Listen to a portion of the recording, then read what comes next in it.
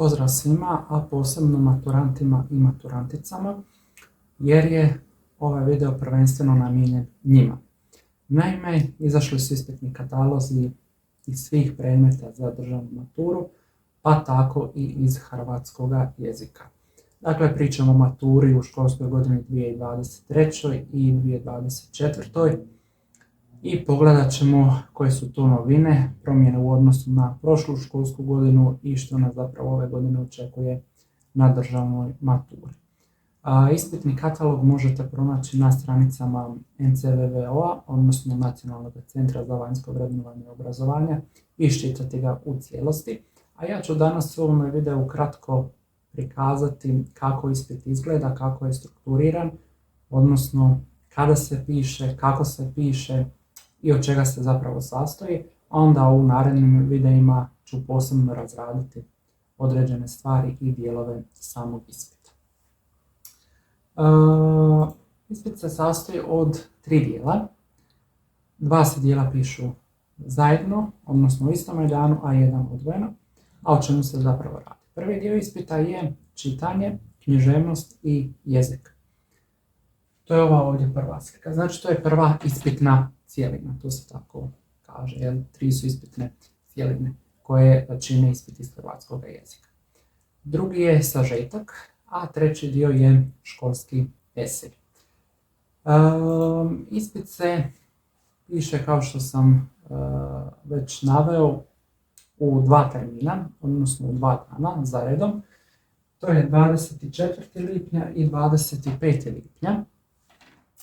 24. se piše ispit, znači ono čitanje, književnost i jezik i sažetak. A 25. lipnja piše se školski esej. Test i sažetak pišu se od 9 sati do 12 sati, a školski esej se piše od 9 sati pa do 11:40. Kao što sam već rekao, dakle, ispit se sastoji od 3 ispitne cijeline. Prva se piše 100 minuta, druga 80 i školski esej se piše 160 minuta, ukupno 340 minuta. Prva ispitna cijelina sastoji se od 3 dijela: čitanja, književnosti i hrvatskog jezika. Ovaj dio čitanja je zapravo razumijevanje teksta. Biće 6 tekstova koje će trebati pročitati i odgovoriti na pitanja. Za svaki tekst namijenjeno je 5 pitanja. Biće 4 književna teksta i 2 neknjiževna teksta. Ovi književni tekstovi, to su oni tekstovi koji imaju svoju umjetničku, odnosno književnu vrijednost. Dakle, bilo kakvi ulomci nekakvih dijela, pjesama ili pjesma u cjelini, epovi i sl. A neknjiževni tekstovi, oni tekstovi koji nemaju svoju umjetničku, to jest književnu vrijednost, bilo kakvi anketni obrasci, obavijesti, nekakvi sažeci, eseji, nekakvi stručni članci i tomu slično. Od ova 4 književna teksta, na 3 će se morati odgovoriti poznavajući djelo u cjelini. Dakle, neće se na svih 5 pitanja moći odgovoriti isključivo na temelju onog danog teksta, već ćete morati znati, to jest poznavati djelo u cjelini da bi se odgovorilo na neka od tih pitanja. Dok će jedno od ta 4 dijela biti isključivo će pitanje obuhvaćati onaj dio koji je dan u samom polaznom tekstu, odnosno kao polazni tekst. Što se tiče neknjiževnih tekstova, tu su 2 teksta i u potpunosti će biti moguće odgovoriti na pitanja iščitavajući te polazne tekstove. Što se tiče dijela književnosti, tu se obuhvaća teorija i povijest književnosti, dakle književni rodovi, književne vrste i onda povijest književnosti, dakle književna povijesna razdoblja koja su se učila na nastavi, ali detaljno ćemo snimiti što piše u ispitnom katalogu, tako da ću se za svaki dio ću posebno snimiti video. Tu će biti 12 zadataka.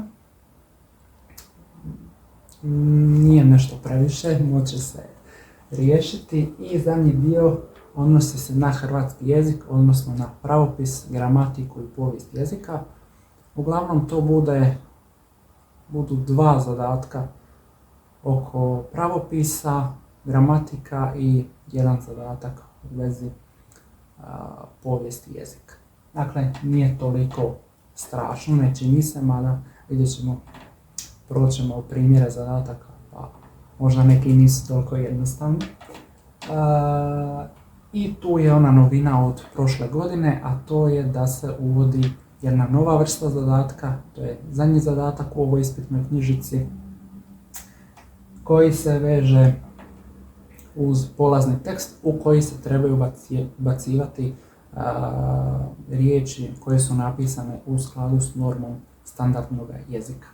Ukupno je tu 58 zadataka i 62 puta. Sljedeća ispitna cjelina, kao što sam već na početku rekao, je sažetak. Sažetak dobiva se jedan neknjiževni tekst. Taj neknjiževni tekst treba će sažeti i ukupno će taj sažetak nositi 18 bodova. I treća ispitna cjelina, odnosno zadnja, to je školski esej.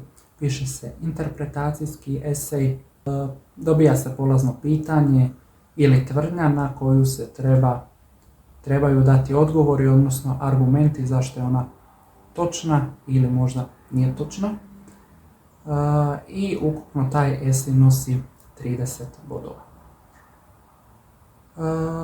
Esej je taj možda malo zeznutiji nego onaj esej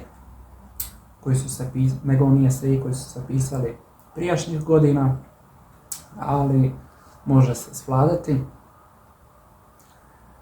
I to je ukratko zapravo to.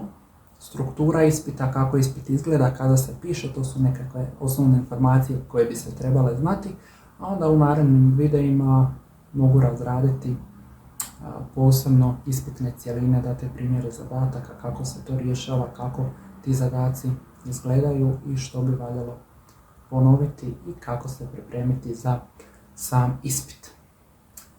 Eto ga, to je to. Do gledanja i ako imate kakva pitanja, slobodno pišite u komentarima. Ok.